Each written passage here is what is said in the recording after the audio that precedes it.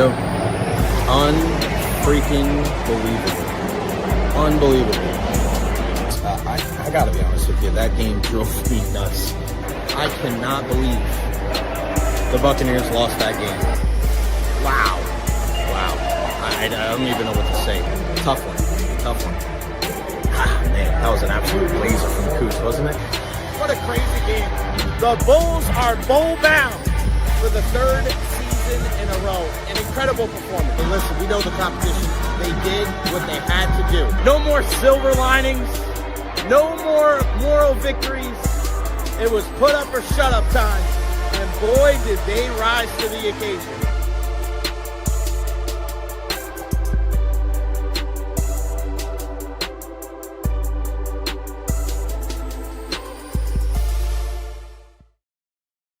Hot Mess Express, part of you one. Jay Recher here with you. A minute late. I was in the shower like 90 seconds ago. Bro, I've been dealing with a migraine so bad this morning. So I double dipped on the showers to try to make it work. I feel a little bit better. Being here with you makes me feel a lot better. What's going on, everybody? Happy Tuesday. It is January 13, 2026. Yeah, glad to be here with you guys talking all things Tampa Bay sports and beyond. I might feel like a little disheveled over here. Make sure I get the comb, making look good for all my people watching and listening out there, whether you're on the East Coast, the West Coast, North Side, South Side. I love you all, man. Thank you so much for the love and support. Over 2,000 subscribers now. Let's get it up to 3,000, baby. Cannot do this without you guys. All right, today on the show, we're going to talk about kind of the wrap up of the NFL playoff weekend after what we saw last night between Houston and Pittsburgh.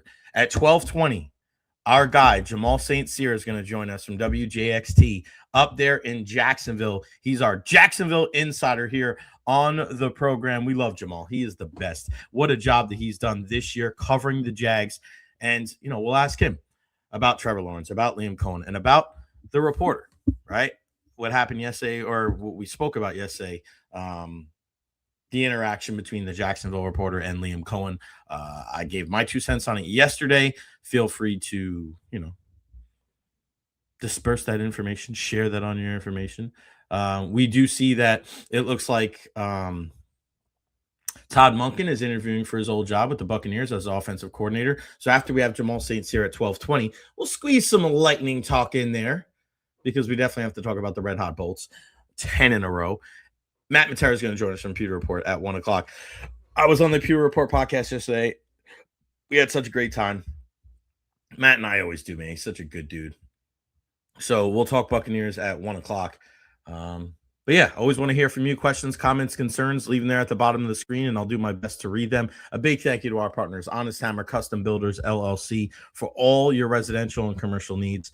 And then, of course, EverHealth, the EverHealth Injury Report, every Thursday at 12:30 with our guy, Dr. Carlos Rodriguez. He is the best. What a nice guy. EverHealth.org. Go look at all the information on there.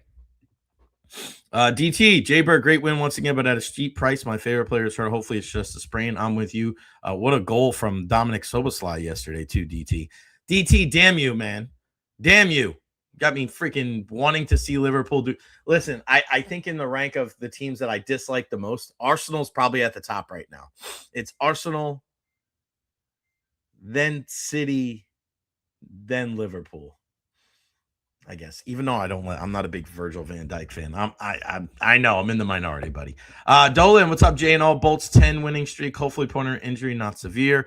Yep, and Janet, look at Janet Best in the house as well. Figured Houston was going to win. The D is savage. Okay, so yes, follow me on all social media platforms: Facebook, YouTube, Twitter, Twitch, TikTok, Instagram. Like and subscribe on YouTube. Let's get those all the way up, Oh, look at Rolly's here. Rolly. Hope Pointer's not out for the season. We'll talk about it a little bit later. From what I'm hearing, it's not as bad as we thought. Good stuff on PR yesterday, Jay. Bolts are hot, tying the franchise record tonight. Let's go. I hope so, Dustin. I sure as hell hope so. How good are our Tampa Bay Lightning, right? I mean, my God. They're relentless. They are just absolutely relentless, and they're back at it tonight in Pittsburgh against the Penguins. I would highly doubt that we see Brayden Point in that game, but we'll talk about that a little bit later on in the program. But I got to mention this first. So when you look at the playoffs, now that we're all right, now everything's behind us, the Monday night game, it's kind of weird how like they put a game on Monday night. I get it, how popular Monday Night Football is, but couldn't that game be played Saturday at 1 p.m.? Right? I mean, it is what it is. I'm a night owl, so you're never going to hear me complaining about things like that, but I guess it is what it is, right? You try to get as many games on as many networks on as many days as possible. I get it. It is the way it is. And shout out to Sergei Fedorov, got his number retired by the Detroit Red Wings. My buddy Robbie Miller actually went to that game last night. One of the all-time greats. What a phenomenal player he was. Still, I don't know if we've ever seen a player like Sergei Fedorov. I don't know if we ever will again. All right. So, after watching that game last night, the scariest unit left in the NFL playoffs, pause, is the Houston Texans defense by far. And when I say unit, I'm talking offense, defense, special teams. Those guys play with a tenacity. They play with just a nastiness that you want to see from your defense. I mean, just look at Jalen Petrie last night. This guy plays with such physicality. You can feel it through the freaking screen. That Houston Texans defense is scary. And I know there's a lot of good offenses still left in the playoffs. You look at what San Francisco is able to do with Kyle Shanahan. You look at what a guy like Sean McVay can do out, with the Rams out there. And listen, the defense is damn good for the New England Patriots too. I get that. But it's not just that they're good. It's not just that they're opportunistic. It's they play with a mean streak. You can tell that the attitude that those guys play with, it's just, you want your defense to look like that. When I watched the Houston Texans defense last night, all I kept thinking was, man, I wish the Buccaneers defense was like that. I've been talking about this for the last couple of weeks. You need guys on your defense with snarl. You need guys on your defense with just an FU type of attitude. And you don't just see that from Jalen Petrie. You see that from a bunch of guys on that Houston Texans defense. We saw it when the Buccaneers went to Houston and played them earlier this year. D'Amico Ryans has that unit just firing on all cylinders. And when you play defense like that, with an attitude like that, that's the type of defense that travels. You can play defense like that on the road. It doesn't matter if you're inside or outside. It doesn't matter if it's hot or if it's cold. It doesn't matter what offense you're going up against. You play defense like that, you're going to be in every single ball game. Now, when I look at the Houston Texans offense, it was a little too sloppy for my liking last night. CJ Stroud has to do a much better job of taking care of the football if Houston wants to make a long postseason run. I think we can all agree on that. But again, as of right now, now that the first weekend of NFL playoff action is in the books, there is no scarier unit than the Houston Texans defense. I could watch those guys play 7 days a week and twice on Monday night. If you're an offense, you have to make sure that your chin strap is buckled. You need to make sure that you're bringing your hard hats, because this is a defense that is going to lay you out if you're not ready. They play with such an old school type of feel that you enjoy watching them when they're on the field. A lot of times in football, you only really enjoy it when the offense is up. Not this Houston Texans defense. And I really hope that the Buccaneers can take a page out of their book, because when the Buccaneers defense is at its best, and we've seen it throughout their entire history, it's when they play with that type of nastiness, that snarl. You have guys that do not care about offending the offense. We're going to be a pain in the ass. The Buccaneers need some ass kickers on the defense. Look at how the Houston Texans defense swarms to the ball. That is what you want to see from your defense. D'Amico Ryans, again, I tip my hat to you, man, because those guys out there, whether it's a Will Anderson or a Daniil Hunter or Sheldon Rankins or Kamari Lassiter or Jalen P, they have so many playmakers on that side of the ball. I would not want to be playing Houston's defense if I was in the postseason. And if you get tasked with that, you better be ready, because it is not going to be a walk in the park. You better be ready. So the New England Patriots, that is going Sunday at 3 p.m. That is going to be a hard-hitting affair up there as the Patriots host the Texans. Patriots got a damn good defense too, so that is not going to be for the faint of heart. If you're looking for some type of finesse type of game where everything is just going to be nice and cool and a high-scoring affair and some pretty football, don't watch that game. Only the strong survive, and that's exactly what you're going to see with the victor of that one. So now the NFL matchups for the playoffs. Saturday at 4:30, the Buffalo Bills travel to Denver to take on the Broncos. And let's see what Josh Allen can do. Denver had the bye, so we didn't see them. All right, Bo Nix. There's still, I think, a lot of people out there where the jury is out on Bo Nix. They're wondering if he can really be that guy, because we know how good the defense is for the Denver Broncos. Hell, we saw it firsthand last year against the Tampa Bay Buccaneers. So for me, this is an opportunity for Bo Nix. Step up, because you know what Josh Allen is going to be coming with.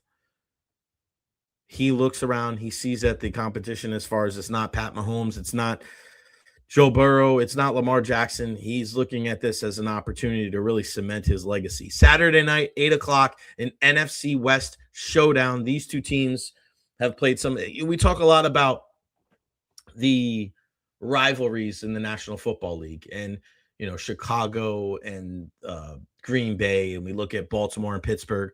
But this is another one that we've seen for the last 10, 15 years that I really enjoy. We've seen some incredible games between the San Francisco 49ers and the Seattle Seahawks.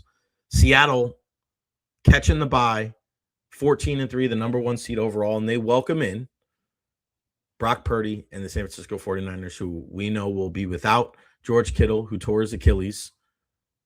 But nobody has exemplified the next man up mentality quite like Kyle Shanahan and the Niners. So for the third time this year, those teams will square off. I mentioned Houston and New England Sunday at 3 p.m. And then the playoff slate ends Sunday night at 6:30, where the LA Rams travel to Soldier Field to take on Caleb Williams. Will the Cardiac Bears, will their luck run out?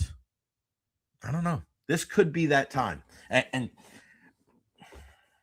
Chicago wins this game because you look at Green Bay and what they weren't able to do and the defense. You're not going to have that going against the Rams.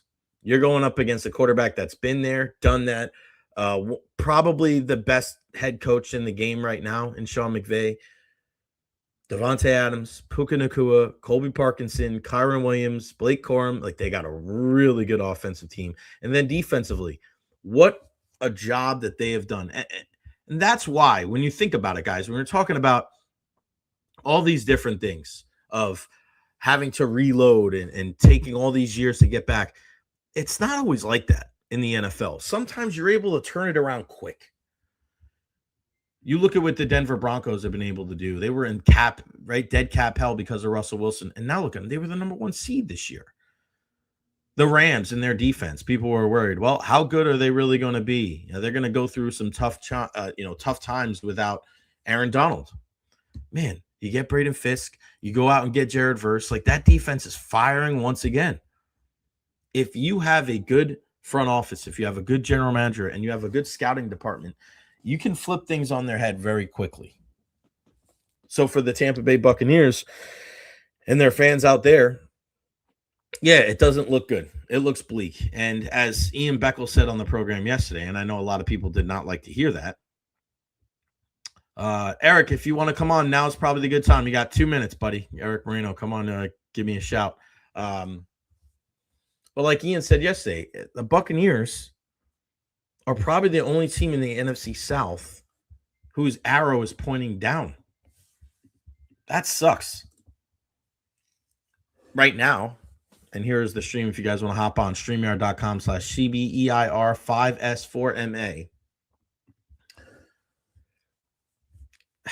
It's hard to disagree with what he's saying.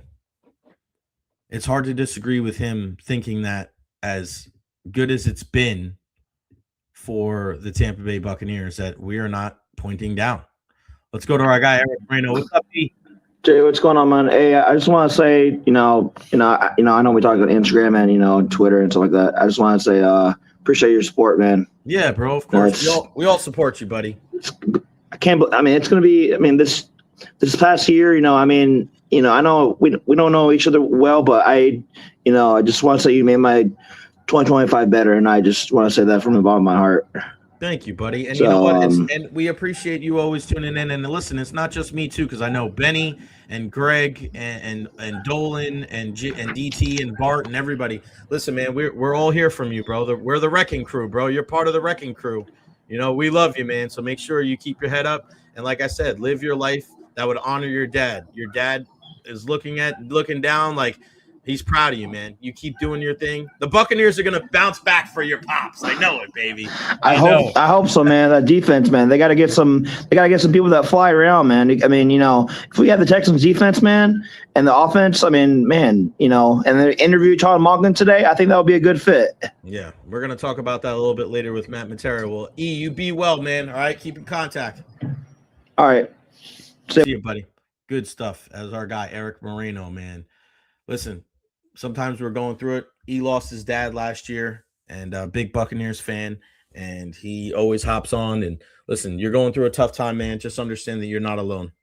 You're not alone, bro. There's a lot of things that happen in our lives, and the worst thing that you can do is just think that nobody's out there to help you out. So I'm glad that our guy Eric Moreno is here and chatting with us here, and he's a big Buccaneers fan. So listen, reach out to your people, man.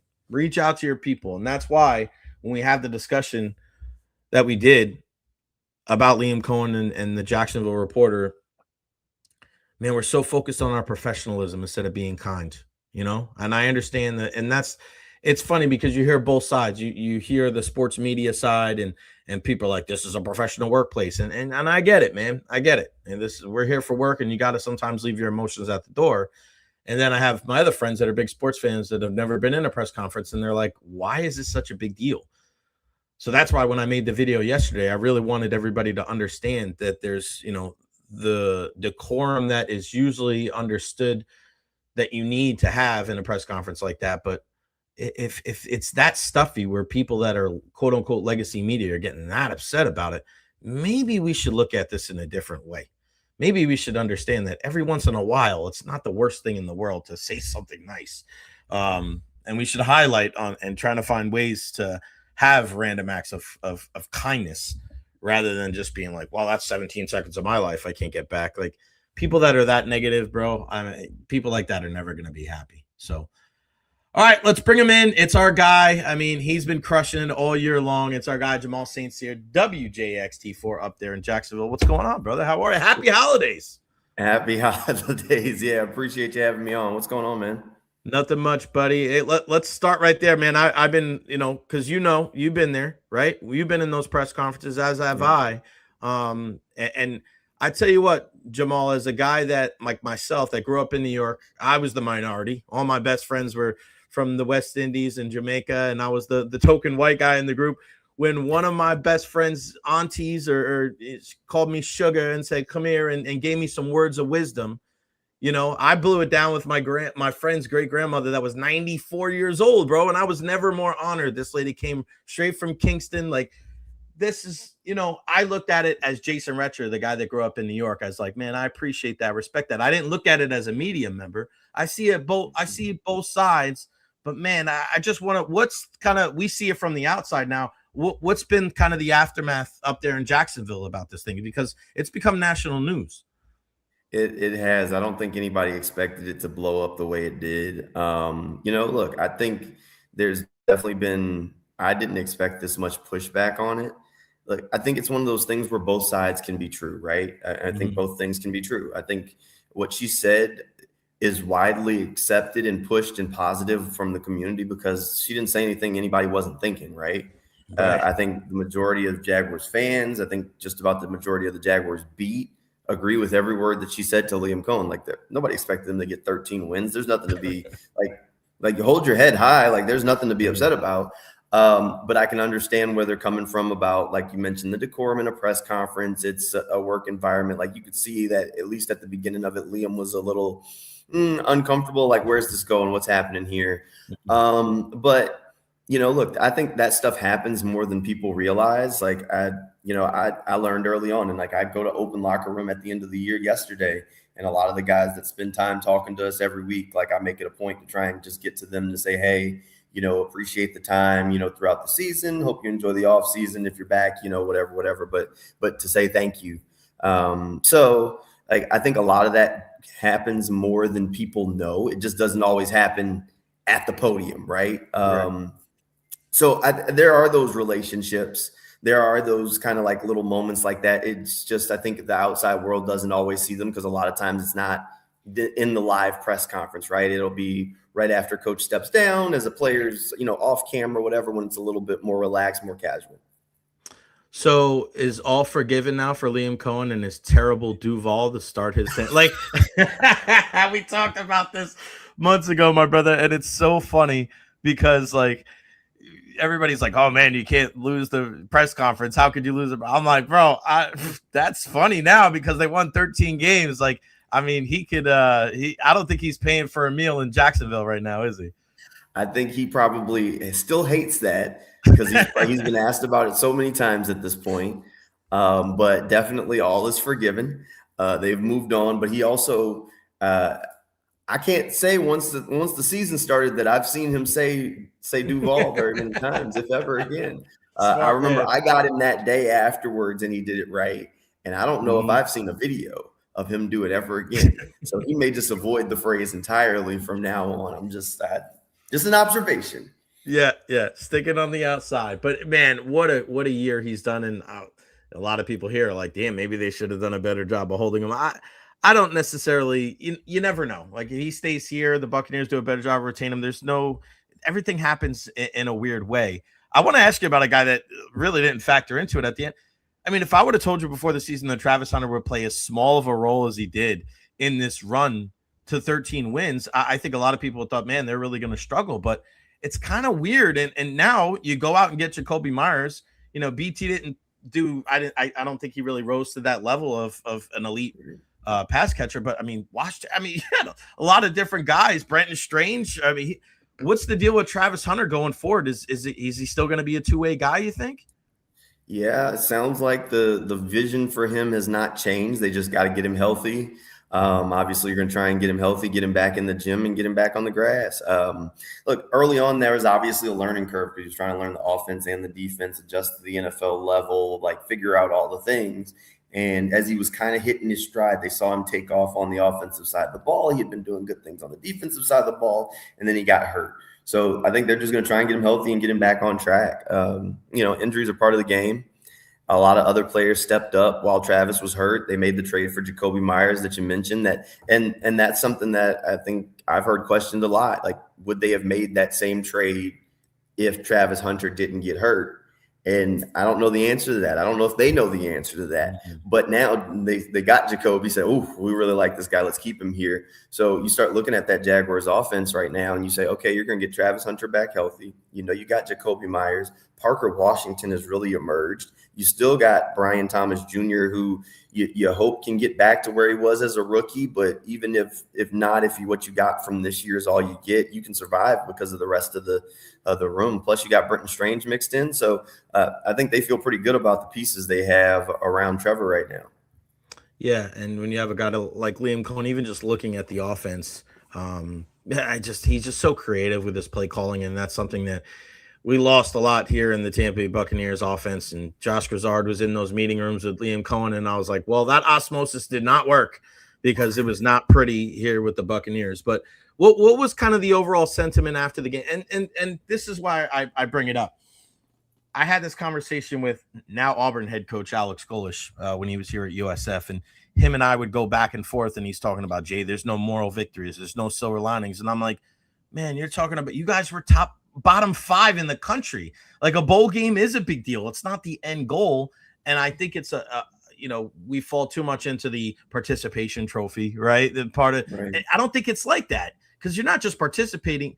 You can't tell me that the Jags and the Panthers don't look at this season like, damn, bro, what a step in the right direction. It doesn't mean that they're complacent and they're going to settle for that. But what was that feeling after the game? Did it feel like, hey, man, this was a huge step forward for the team? I don't even know if the most optimistic Jags fan up in Duval thought that a season like this would be possible.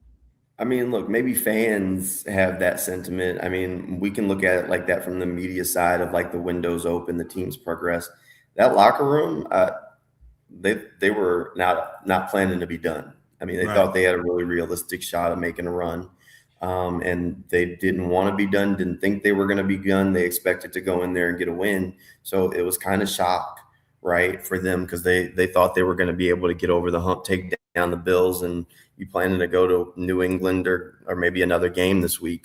So I don't think there's any moral victories inside there. Do they feel like they've raised the standard in Jacksonville? Yeah. They think that now there's an expectation of what kind of football team they're going to be in the future. But I mean, they're not taking a moral victory on this thing. I mean, they were hit pretty hard because they expected to go in there and win and try and make a run at the thing. And, next year there's nothing promised.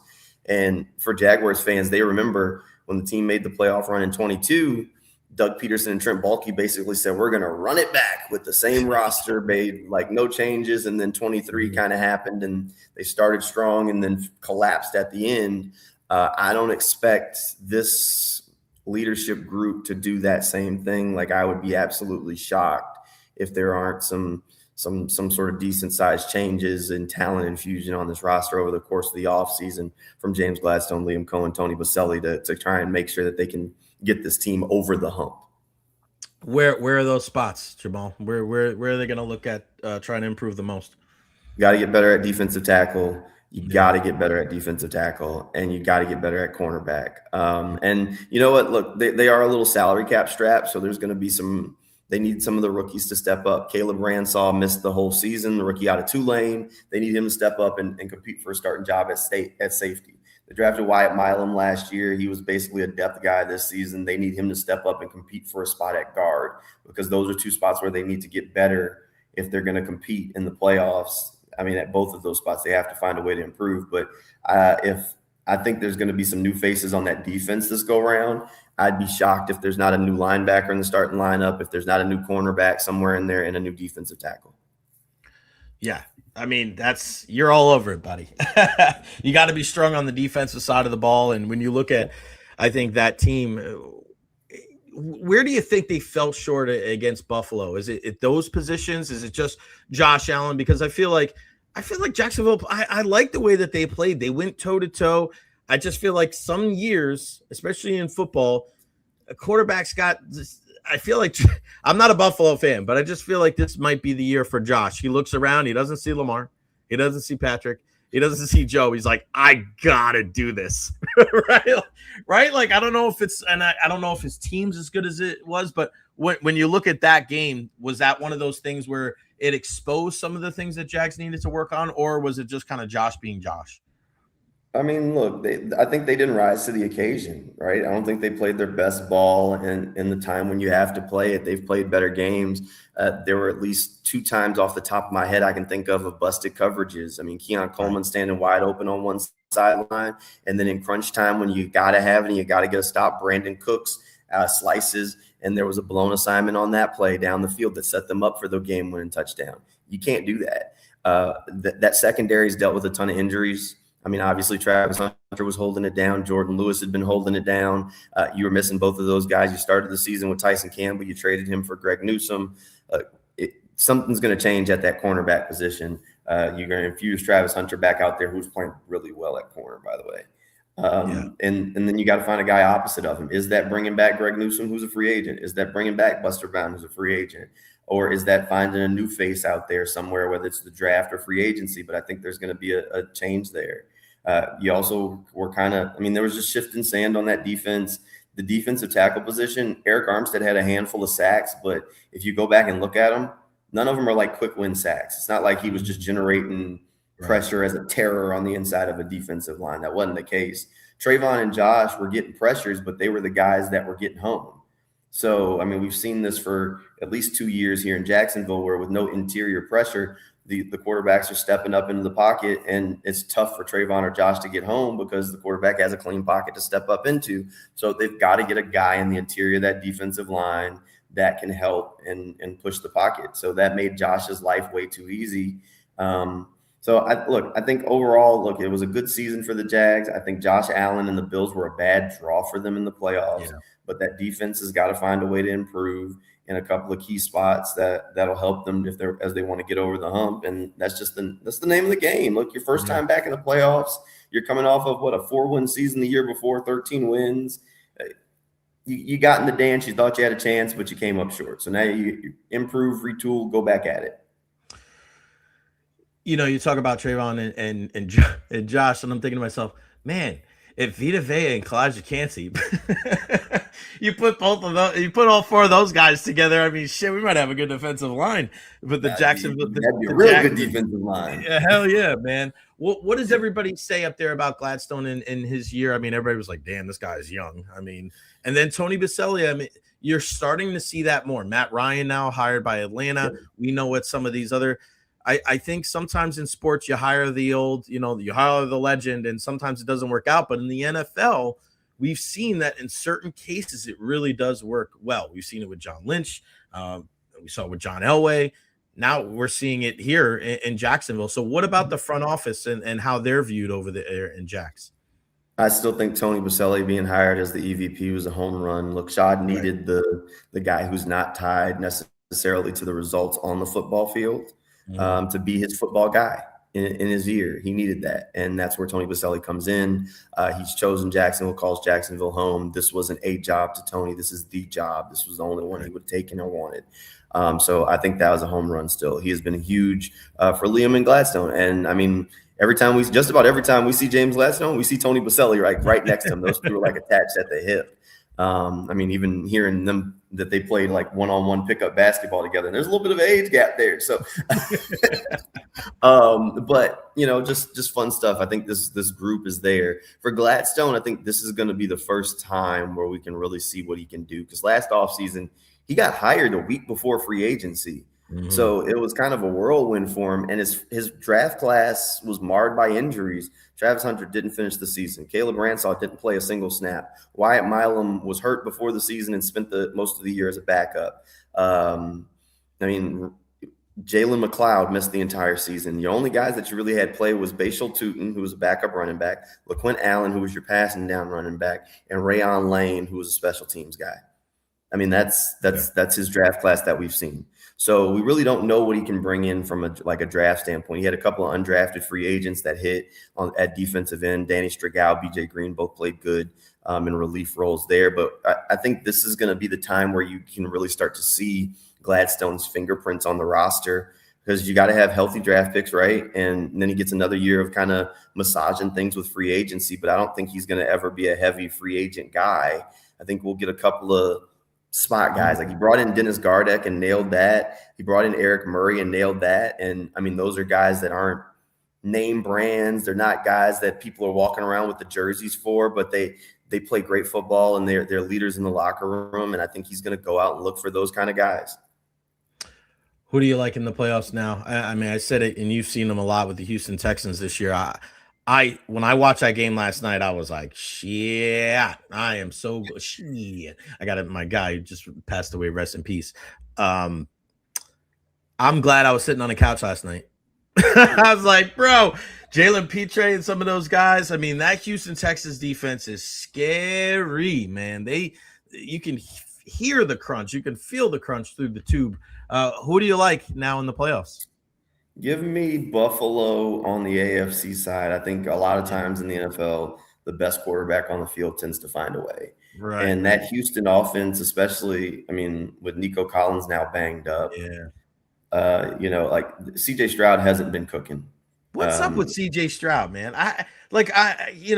Such a strong rookie campaign. You're like, man, this guy's good. But there's just sometimes in the game I'm like, bro, why do you make those decisions? Like he turns the ball over, he's not paying attention. And yeah, the snap may have not been on him. We don't know that kind of thing, but it's just like he still makes these mistakes, and it's like, dude, you shouldn't be making them. Your defense is balling out. Just keep your shit together, man, and y'all be all right. Yeah. So I think that's going to be their problem. Is CJ hasn't been the guy that they've needed. So I mean, could I see them rolling through and getting to the championship game matched up against Buffalo? Yeah, but I think I'd take the Bills in that game because at some point late in the game, the pressure will be on. Josh will score, and then it's CJ's turn to match. And I think that Bills defense will be able to get a stop. But so give me Buffalo, and I've been picking the Rams, but with Stafford a little banged up, I might lean Seattle, man. Them Seahawks been rolling all year, and who knows? So we might get a Josh Allen, Sam Darnold matchup that everybody saw coming, right? What? Yeah, I mean, I think about the Bucs season, and they finished 8-9, but they went into Houston and they went into Seattle, and they beat both of those teams. That's the NFL for you, man. We just don't know.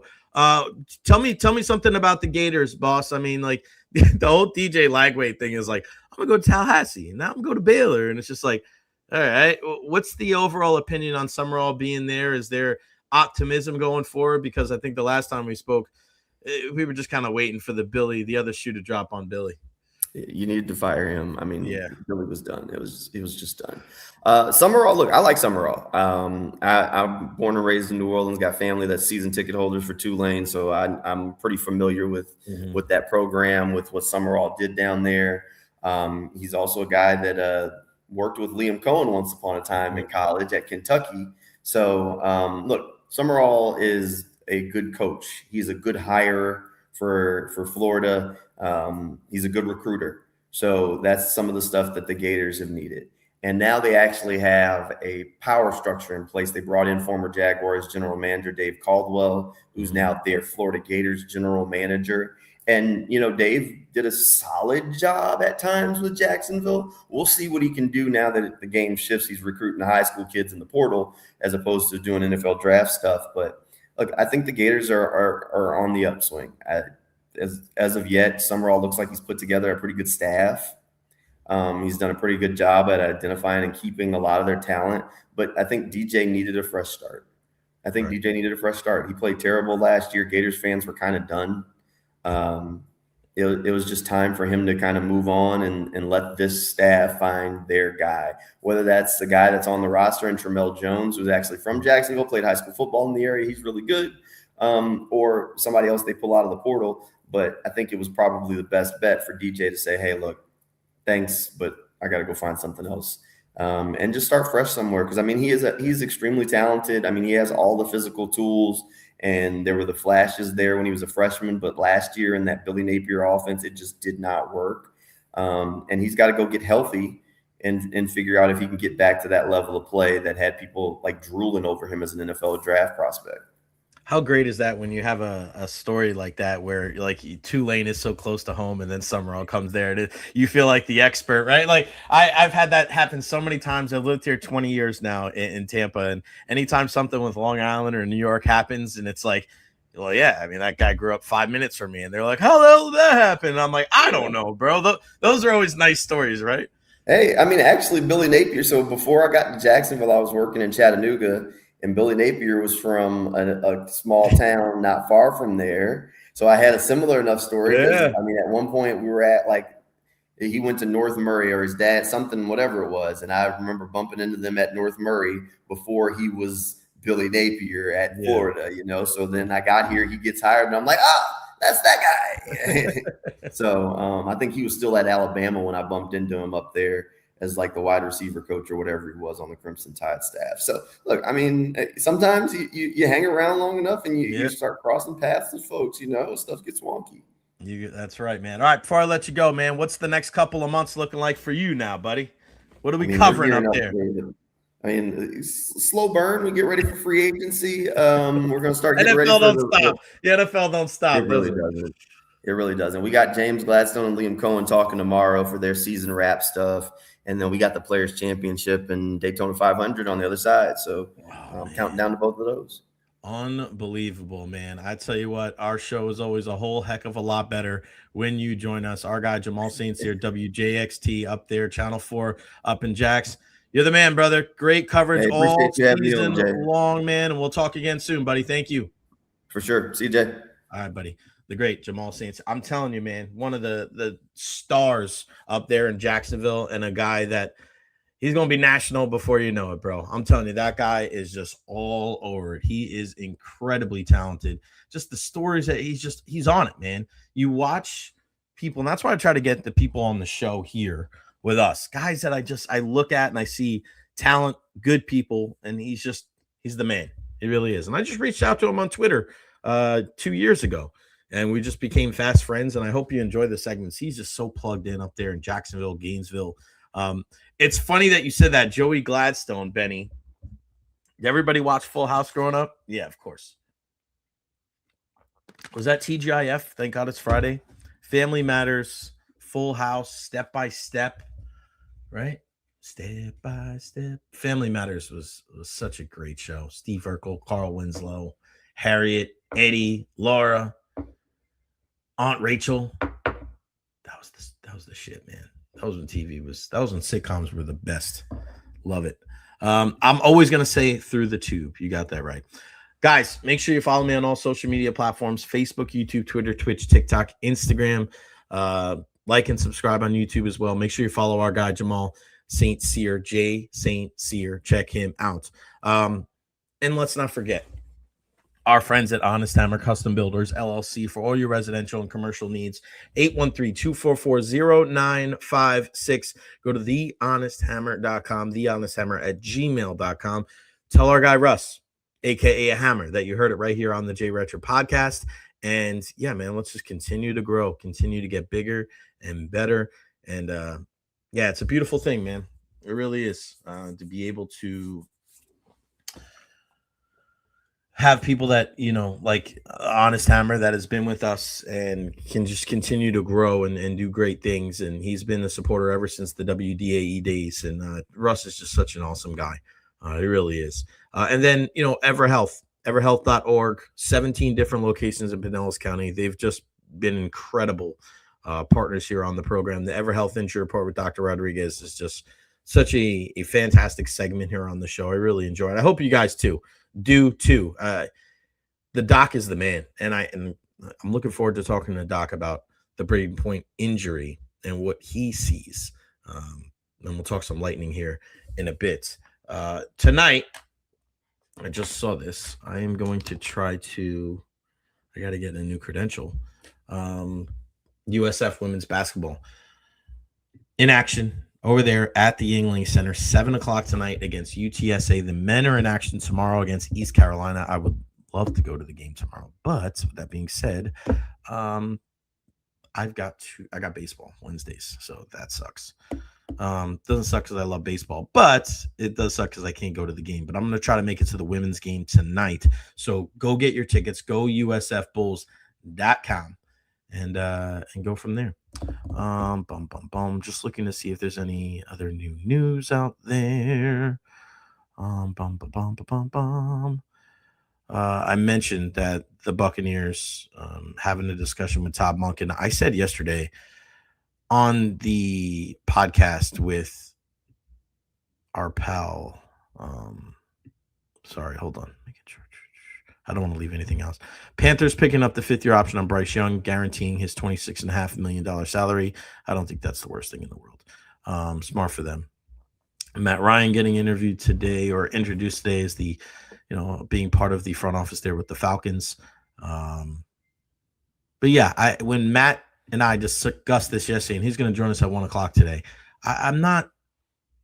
If Todd Monken's the guy, he's the guy. Fine. I understand that they had some success, but let's not forget he had success in the Buccaneers offense with Jameis Winston and Ryan Fitzpatrick, an offense that was really pushing the ball down the field. I don't know if that's the strength for Baker Mayfield. I don't.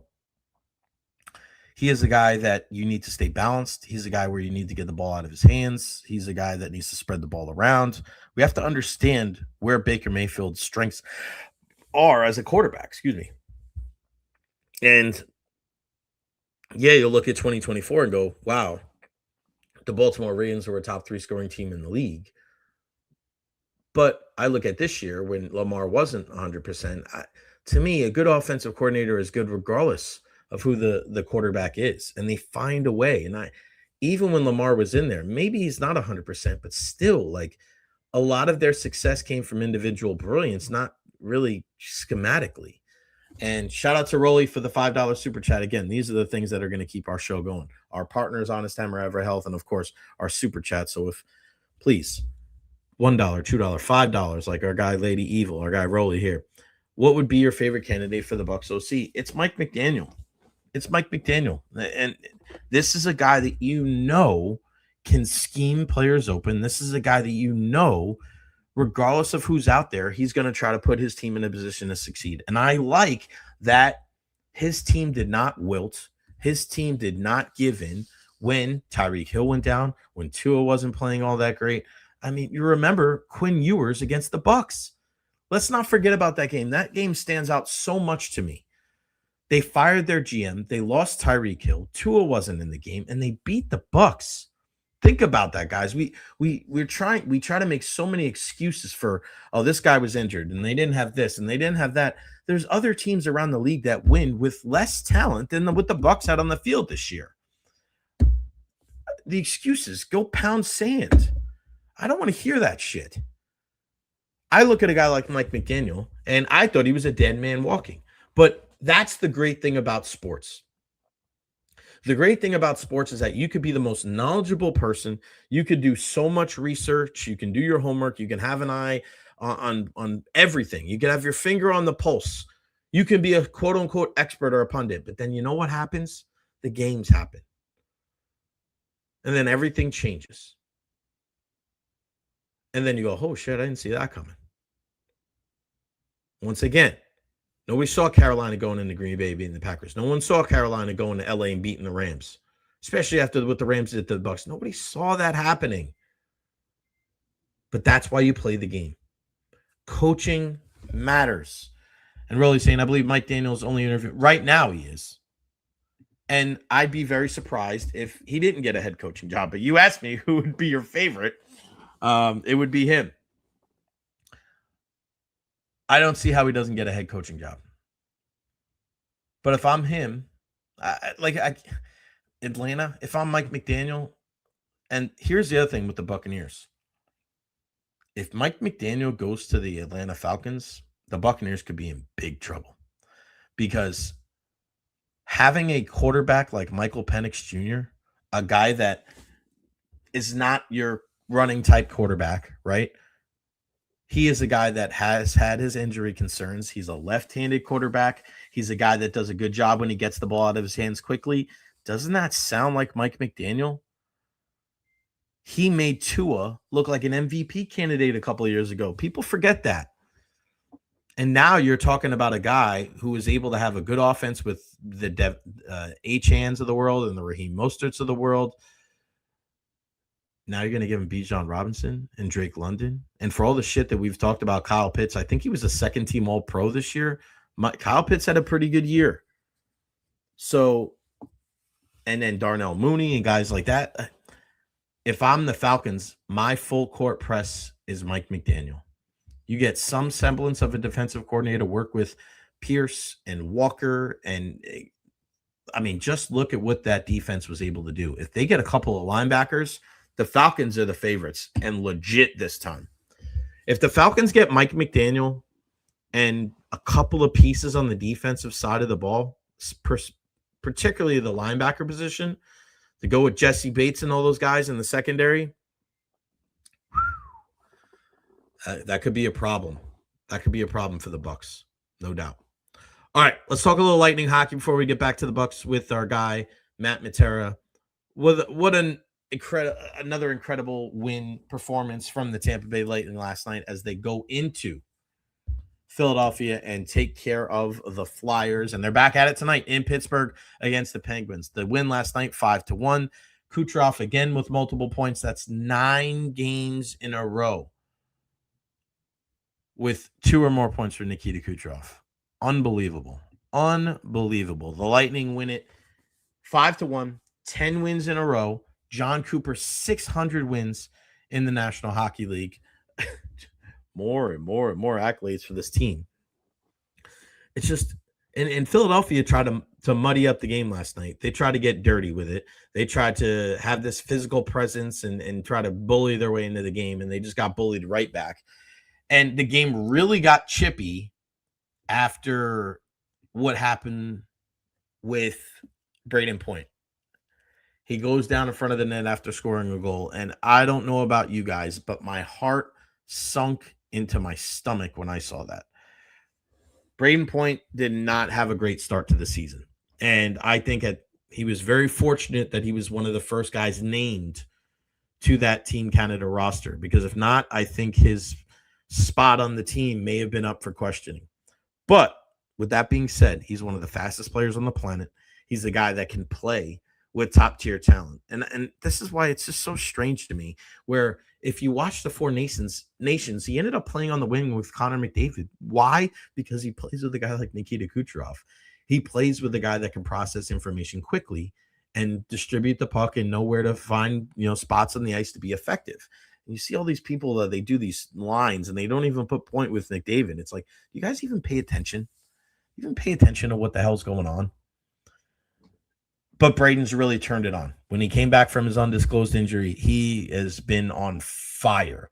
And that line has set the tone. Him with Nikita Kucherov and Gage Gonsalves. And you see Gage's game kind of really take a big step forward. If he is out for any length of time, I'm not going to say that, because it's not about being, for me, it's not about him being out for a length of time. It really is coming down to the length of time. Now that I think about it before I say it, I don't care if he's out for 6 weeks. I really don't. If he's out for 6 weeks, you know what that means? He's not out for 6 months. And if the Tampa Bay Lightning really want to make a long postseason run, they need Brayden Point. And it's not just him. It's the roles that everybody goes into. Like, when a guy like Brayden Point goes down, then you're changing your first line.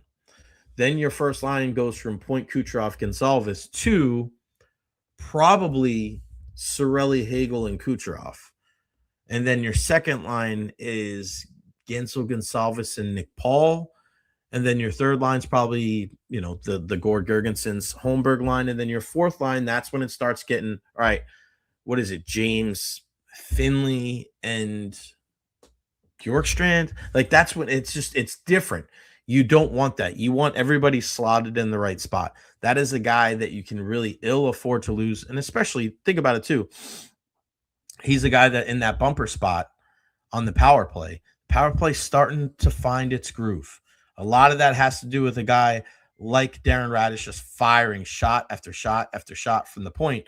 But everybody knows around the league when you're defending the Lightning where the danger areas are. And they can't just let a guy like Brayden Point go off, because he can kill you from that spot. So they have to keep their sticks in the middle of the ice. And they're just going to live with Darren Radish firing more shots on goal. Benny, Darren Radish extension win, it's not happening. He's not signing an extension. And we heard as much from Julian Brisebois during the fireside chat last week. They don't know who Darren Radish is. They don't know where his ceiling is. Is it the guy that we're seeing right now that's a top pair defenseman in the National Hockey League on a playoff team? Or is it the guy that we saw early in the year where he was a healthy scratch when everybody was healthy? The spectrum for Darren Radish is so wide that even one of the most intelligent minds in the entire sport has no idea how to properly quantify his value. So for any experts out there, and listen, let's not forget, Julian Brisebois is a capologist at heart. He's a capologist. He knows all of the different things, and let's not get it twisted. He's a guy, and you see that Curtis Douglas just got sent on a conditioning stint in the AHL. I don't know if that's kind of a way to circumvent what's going on and not just kind of sending him down and have to send him through waivers. but nobody knows how to kind of navigate the waters better than Julian Breezewell. Hell, he does it better than Steve Yzerman. And that's the reason why the Lightning did not hesitate when they promoted him to general manager. But for all the people out there that says, well, sign Darren Radish, or this is how much he's worth, or you should do this, I am going to defer to a guy like Julian Breezewell. He knows the right call here, and the right call here is to wait. It really is. If he continues to play like this, Darren Radish will not, and I'm telling you this right now, if Darren Radish continues to play like this, he will not be on the Lightning next season. I think it's a very small chance that he's back. He's a right-handed shot defenseman, and he's going to get paid. It's the same thing that happened with Alex Killorn. It's the same thing that happened with Andre Palat. This is life-changing money. Julian knows that. And you know where your money is tied up. And you just signed Moser. He's not going anywhere. You just signed McDonough. He's not going anywhere. Hedman's not going anywhere. So you look at all the places on the defense, and you got to kind of get some of those guys on lower. Charles Edouard Destu is a guy that's not going to make a whole ton of money, but he's back for next year. So guys like, and Chernak signed, Crozier, those are the guys that you want on lower contracts. You can't have 75% of your salary cap tied up in your blue line. And for a guy like Radish, you still don't know. You still don't know where he fits. And if you're Darren, you got to go out and get that money. If this is the only legitimate chance you have at getting a bag, go get that money. Somebody's going to give him $25 to $30 million in the offseason. I mean, come on, man. That's enough money. And we're talking about the NHL, right? It's different than the other sports. I know some other sports, you might scoff at a deal like this, but this is the National Hockey League. If you're talking about the guy that can get he might even get more than that. $5, $6, $7 million on a 4 or 5 year deal, get $30 to $40 million. And I'm with you, DT, but you know what happens very few times in sports? A team deal. I don't think he's going to take a team friendly deal. I wouldn't. 6'7"? You never know. 6'7". You look at the comps for a guy like Darren Radish and a guy that can shoot the puck that hard.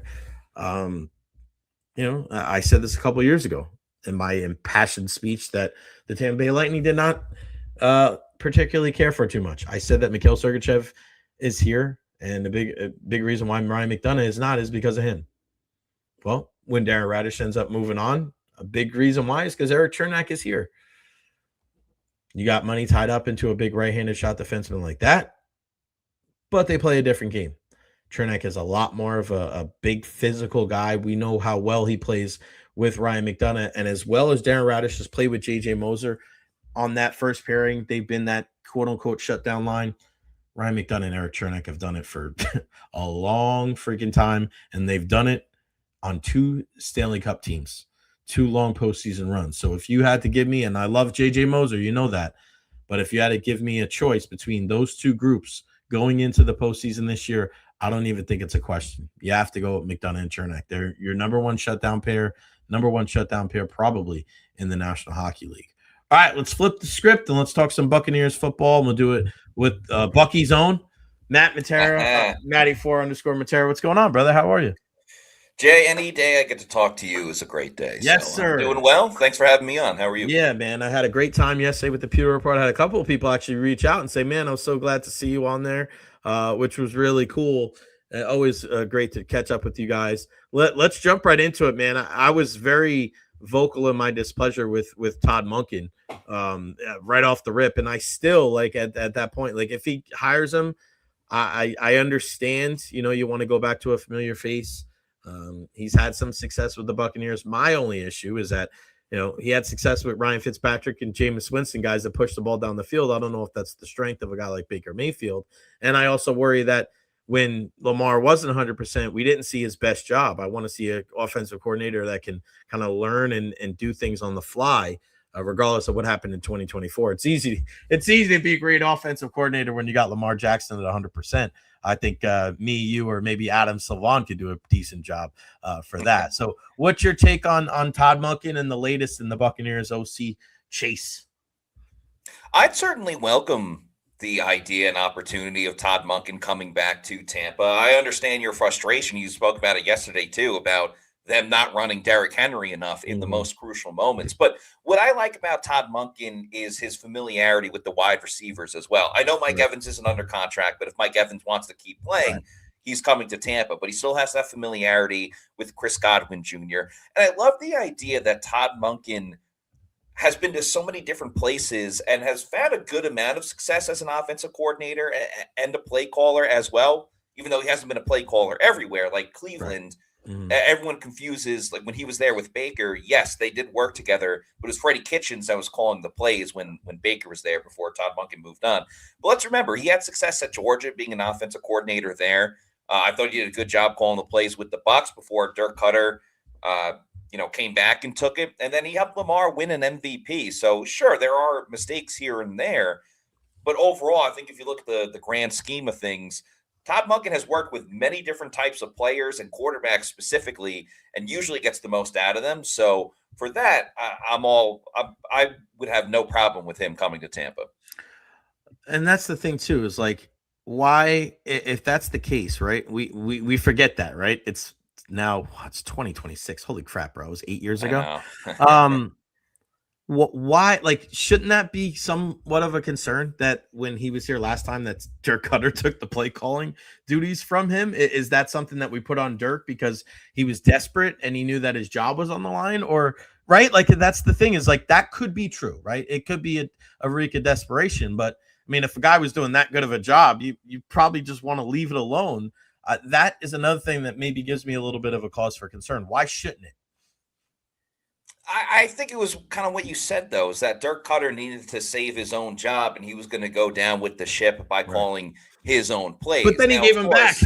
Then he gave it back. Right. So, again, Carter wasn't getting the job, and he thought Todd Monken was the right guy for it. And this would be him working with a completely different cast of characters than he was in his first stint with Tampa Bay. Right. We all love Jameis Winston now, and we love Jameis, the personality. But Jameis was also a big reason of why the offense wasn't successful, because he was throwing interceptions left and right. And that was even before Bruce Arians got there in 2019 and stuff like that.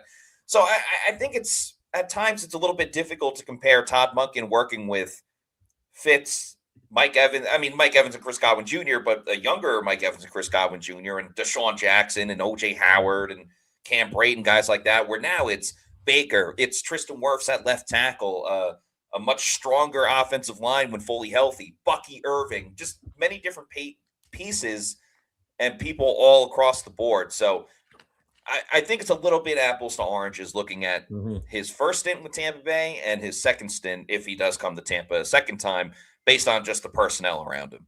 All right, you asked me yesterday. I'll ask you today. Would you rather have Todd Monken or Mike McDaniel? I would want Mike McDaniel, and not just because of the entertainment standpoint That for would the be media, so great. although that would be him. awesome. I want him to be our best friend. Let's go play volleyball with Mike McDaniel. Yeah, absolutely. Let's drive around in his Lambo and stuff like that. No doubt. But I just think his offense, coming from the Shanahan style, working with McVay back in when they were all in Washington together, like, this is the offense that is the driving force of really all of the NFL. It really is. And who's to say? You look at Miami and the struggles they had. Was it just the quarterback not getting the job done, or was it more Mike McDaniel and everything like that? I kind of think it was more the struggles of Tua.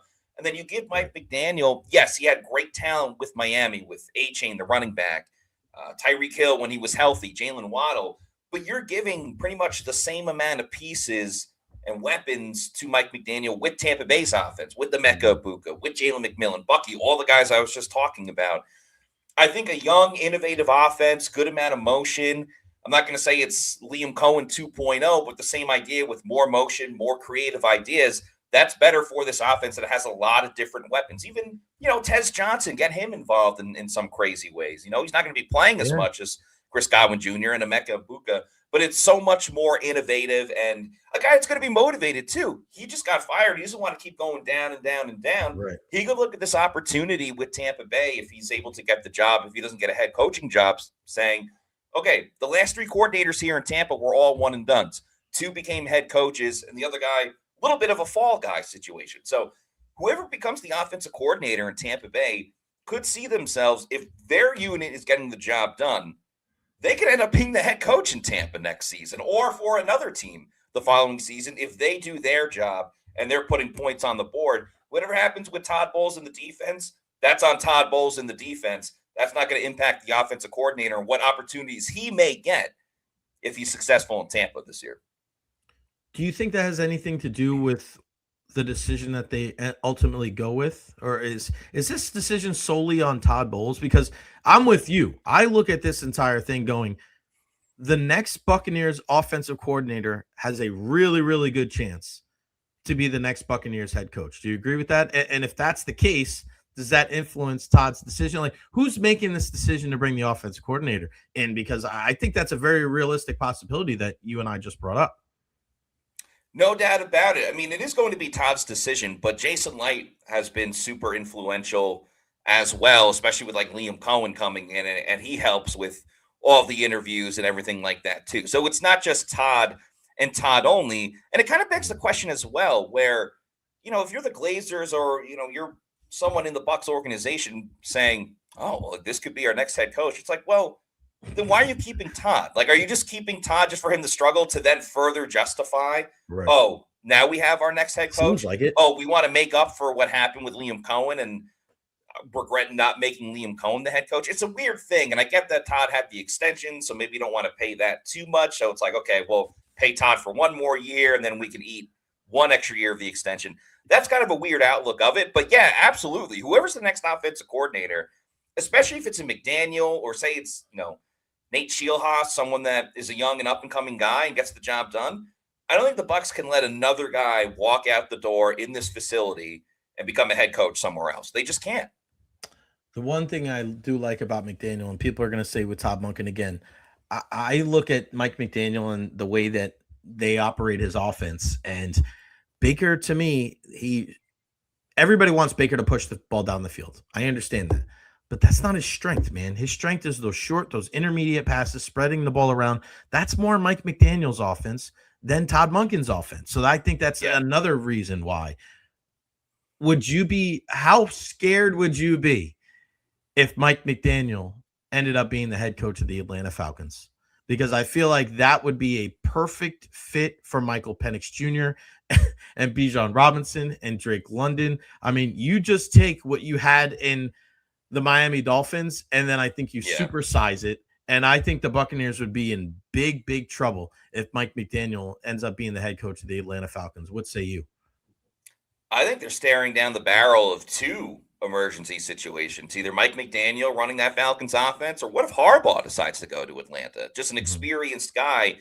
The big thing with Atlanta is still going to be, is Michael Penix Jr. the guy? I mean, because he was looking okay. I don't think Atlanta was fantastic even when he was healthy, but he's a guy with an injury history. And we know Kirk Cousins isn't the long-term answer. They're already trying to get out of that. And his injuries, Michael Penix Jr., go back to when he was at Indiana, even before he got to Washington. So that's a big question mark for Atlanta for the rest of the rookie contract with Michael Penix Jr., and he's still got a couple of more years. But as you know, in the NFL, if you don't have your quarterback, you're not going very far in this league. But Atlanta has everything else. They got a good defense, a team that takes the ball away as well, and then all the weapons they have on offense with Bijan and Drake London. It's a scary group to go against if they get the right coaching.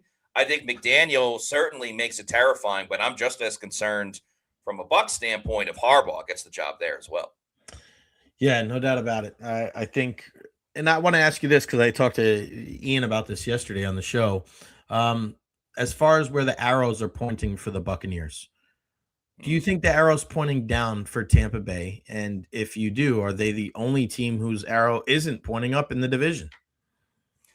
No, there's no doubt about it. They're the only team that has the arrow pointing down. I mean, you look at the Saints, yeah, they lost their last game of the season, but they had won several games in a row. And Tyler Shuck looks like he's going to be their quarterback of the future. I mean, they still got to get out of a lot of cap situations and find more talent on their team, especially on the offensive side of the ball. But they found their quarterback of the future with an offensive-minded head coach in Kellen Moore.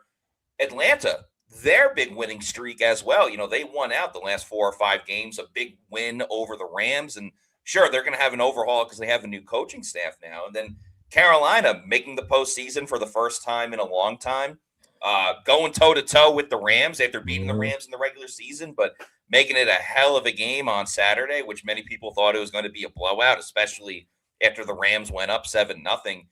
So all 3 of those teams, the arrow's pointing up. And then you look at the Bucs. They lost 7 of 8. They lost 4 games in a row twice. You know, even coming out of the bye, the only team they beat up until the last game against Carolina was Arizona, and that was very uninspiring. Now you got an overhaul with some of the coaching staff on defense, but not all of the coaching staff on defense. And then, you know, this search for offensive coordinator, yes, they're going to cast a wide net, but you're also hoping and praying that some of these candidates don't take head coaching jobs. Right. Because then you're standing around going, who's going to become our offensive coordinator? It's not a guarantee that the Bucs get one of the big names or one of the experienced guys. There's very much a reality where the Bucs get Dave Canales 2.0. What by that, what I mean is choice 10. choice 10, the only guy that's willing to accept an offer because he's like, hey, this is a huge jump in my career.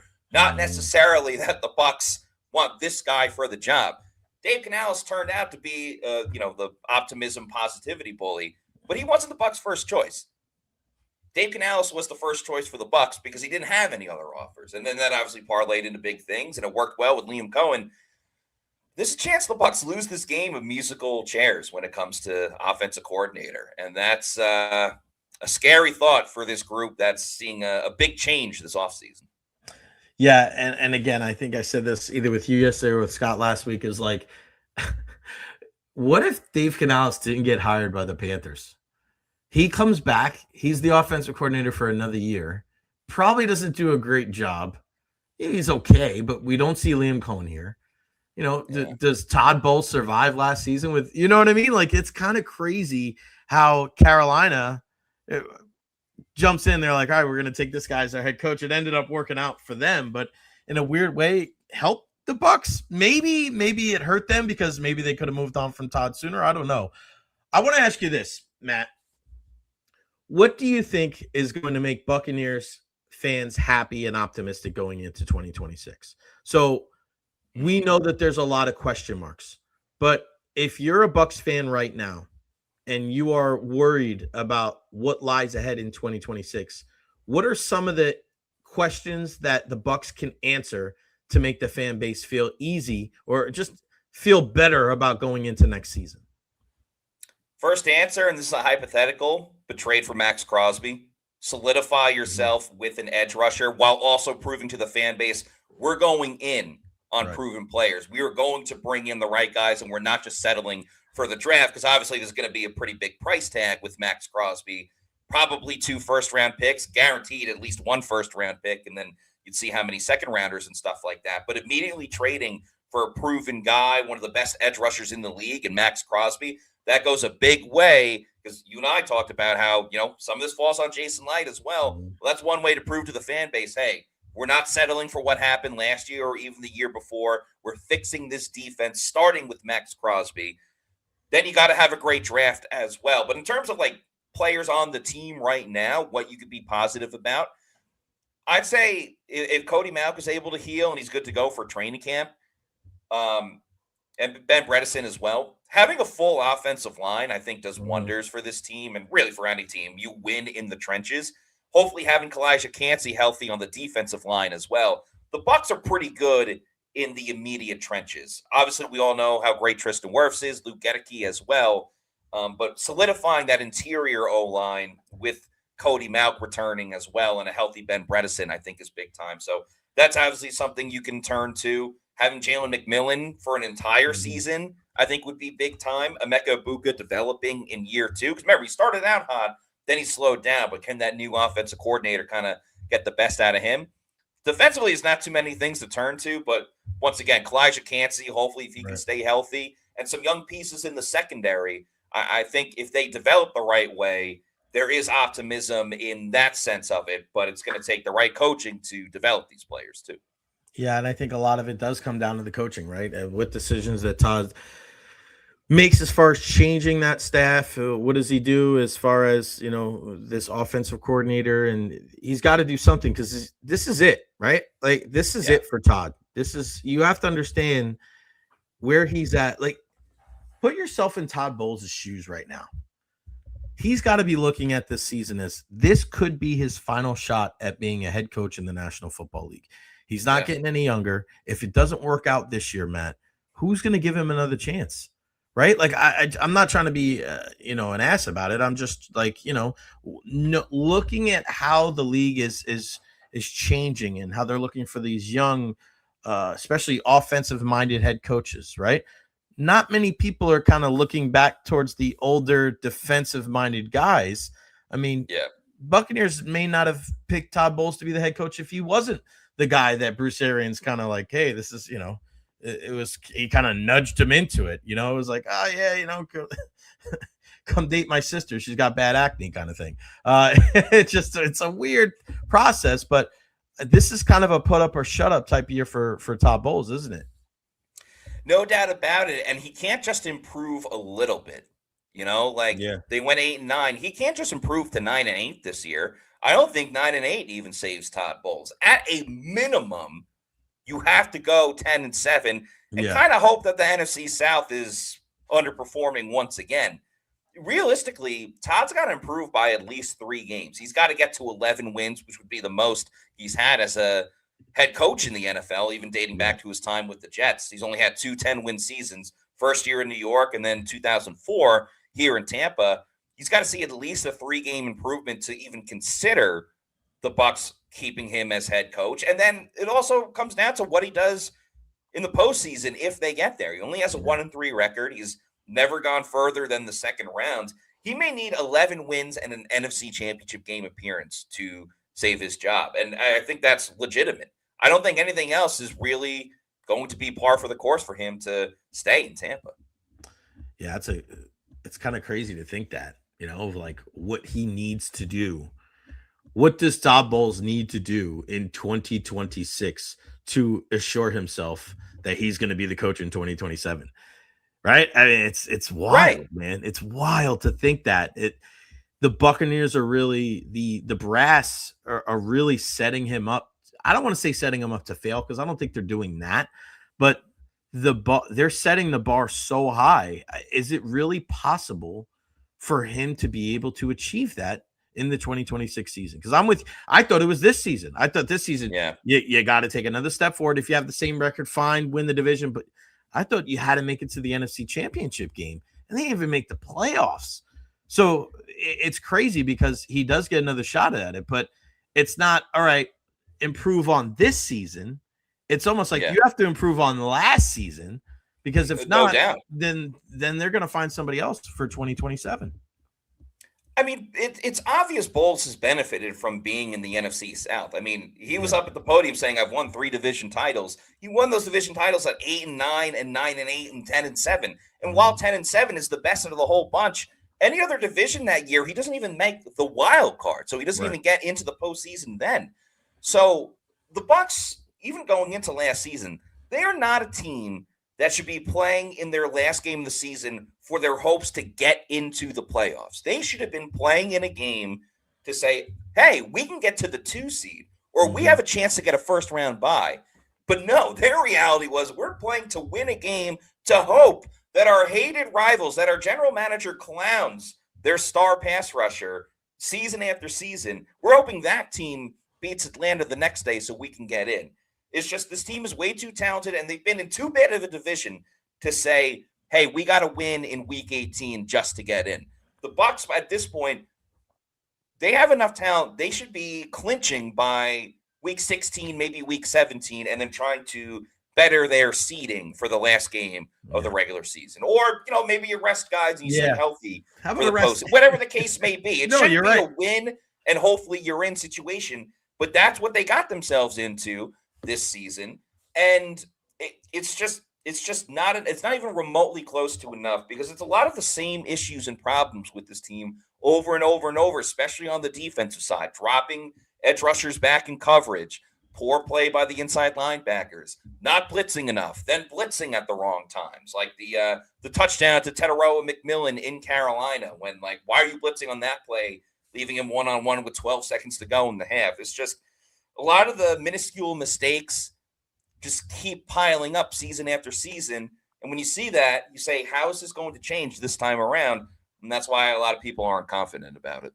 Yeah, no doubt about it. Just got a text that Nolan Arenado got traded to the Arizona Diamondbacks. I know you're a big baseball guy too. So Wow. Nolan Arenado going back to the NL West.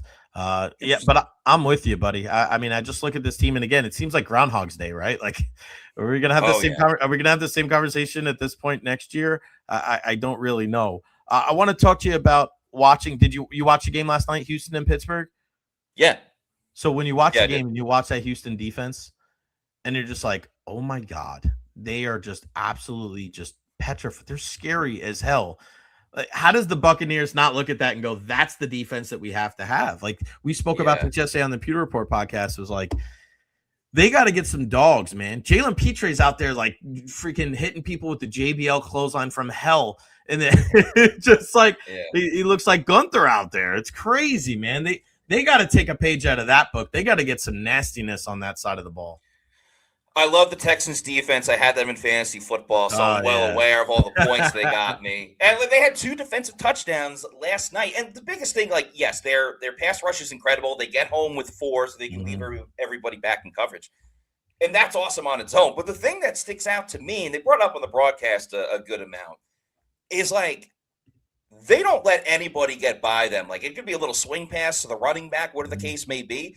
They get no yards after the catch. The Steelers and any opponent that the Texans go against. You're allowed to tackle a running back like that? Yeah, a little swing pass. Oh, they dare you to try it. Oh, I didn't know that. And the Bucs give That's up. That's what made Quinn Ewers.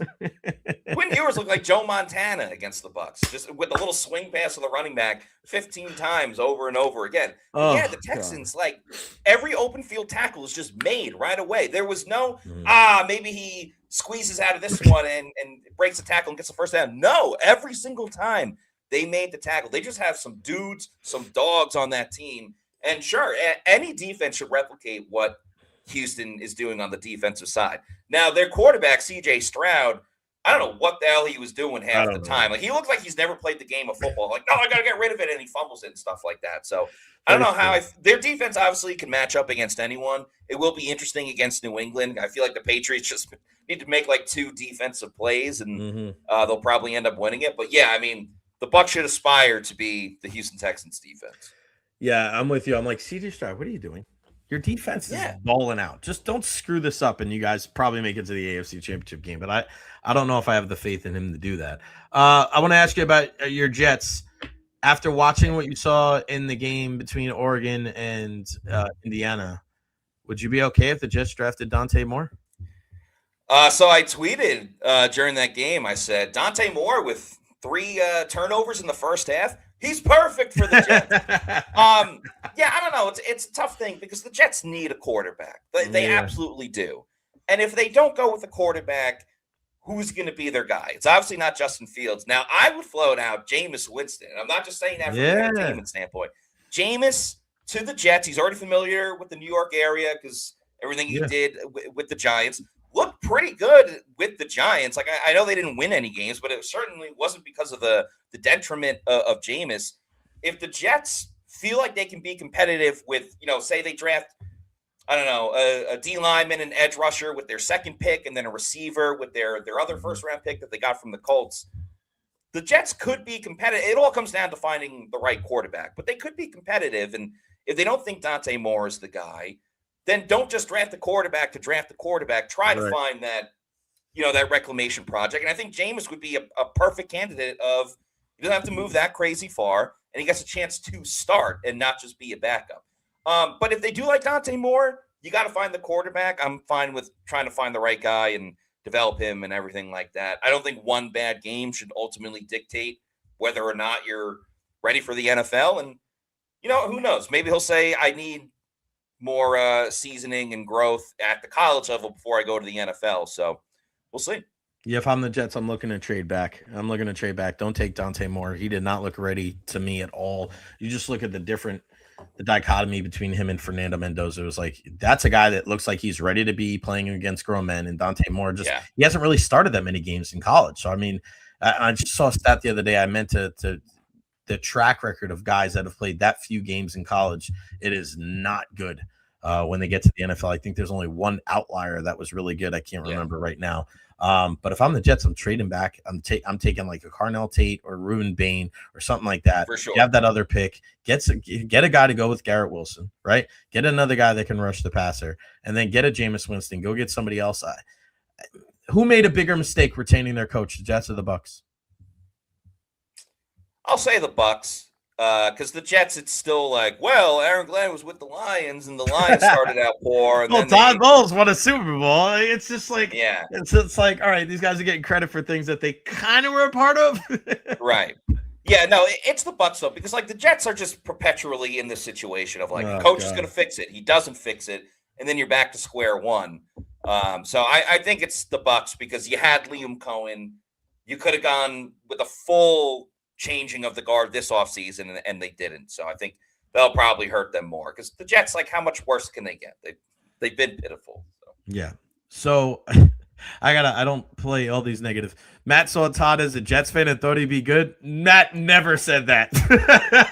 I was ready to move on. I was ready to go with me. Matt never said that. Let me tell you for sure. Once. And again, Matt and T-Kraz and Aaron Jacobson, and I'm not a Jets fan, but with half of my family being Jets fans, I'm always watching the Jets. I was not thrilled when Todd was named the head coach of the Buccaneers, and I think now it's almost like we've seen this story before. This is like an Avengers movie. We already saw this part. We don't need to see this again. Yes. Gonna be crazy. All right, what's going on for the rest of the week over at Pewter Report, my friend? Yeah, I got the podcast coming up at 4 p.m. For today, Wednesday, and Thursday. Obviously, you were on the show with us on Monday. Great show, great feedback as well. Today, Josh Capo, our salary cap guru, is coming on. We're talking about the cap room situation for the Bucs. How much room do they have? How much more room can they make? Some targets they may go after. Who could be eligible for a contract extension? So all the finances going on during today's show at 4 p.m. Josh Capo, the money guy. Capo is cash. That's what you got to do. Cash Capo, Cash Man Capo. Or I like that. Yeah, I might bring that up on the show today. Matty4_ Matera. Go check him out on all social media platforms at Pewter Report. Those guys are the best. Matt, you're the man. I appreciate it, buddy. We'll talk to you in a couple weeks. Thank you. Thanks, Jay. Appreciate you. You got it, buddy. The one and only Matt Matera. You know how much I love my friends over at Pewter Report, especially Matty. He is the best. Great conversation as always. All right, listen, I started the day, had a little bit of a headache. I feel better because of you guys. You guys made me feel better. And once you get rolling, things are good. Greg Roman out as the OC of the Chargers. That's another big breaking news story right there. All right, there we go. All right, I love you guys, man. Thank you so much for all of the love and the support. A big thank you to Honest Time, our custom builders. Our guy Russ was here before. EverHealth, everhealth.org. Check them out as well. Told you guys a lot about them. Again, thehonesttimer.com, everhealth.org. Those guys are the best. PewterReport.com. A big thank you to Matt Matera for joining us on the program. Jamal St, Cyr, our pal from up in Jacksonville as well. Those guys are the best. Follow me on all social media platforms, Facebook, YouTube, Twitter, Twitch, TikTok. I am everywhere. Tomorrow on the program, 12:05, we start the show with Trisha Whitaker joins us on the program. The great Trisha Whitaker. We will talk about her Indiana Hoosiers. We will talk some baseball. We'll talk some Rays as well. Trisha Whitaker joins us at 12:05. We, of course, have our pal Eric Erlinson joining us at 1 o'clock as well. Thursday, Ed Encina, Dr. Carlos Rodriguez with the injury report as well. Great shows coming up for you guys the rest of the week. Lightning, again, in action tonight in Pittsburgh against the Penguins. Fingers crossed that it's not as bad as we thought when it comes to Brayden Point. I highly doubt that he's going to be in the lineup tonight. Ed said he was moving around okay. He had a brace on his knee. I mean, that's a decent sign. So hopefully it's just a knee sprain or something, and it's not something terrible with the ligaments. Again, Please, thoughts and prayers go with our guy, number 21, Brayden Point. Brayden Point. Yeah, that's it. I swear to God, I cover hockey, I promise. Brayden Point. I love you guys. I thank you for all the support. Thank you for the super chat, Rolly. You're the best. You guys are all the best. I love you. I'll see you tomorrow at noon right here on the Jay Recher Podcast. I'm gone.